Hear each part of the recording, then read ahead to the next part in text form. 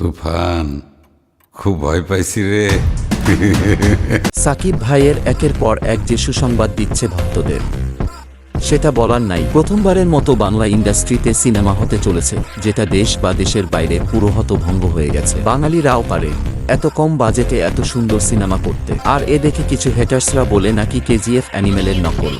আরে ভাই, কেউ ভালো কিছু করতে দে। কথায় বলে না, বাংলার বাঙালিরা কখনো কোনোদিন পিছিয়ে ছিল না, সেটা প্রমাণ করে দিয়েছেন সাকিব খান।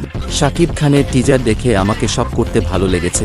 তার লুক দেখে, তার সাথে চঞ্চল চৌধুরীর সিনটা, তুফান খুব ভয় পাইছি রে, হাহা। তুফান, খুব ভয় পাইছি রে। বিজিএম অ্যাক্টিং খুব দুর্দশা, যেটা মনেই হয় না এটা কোনো বাঙালি মুভি।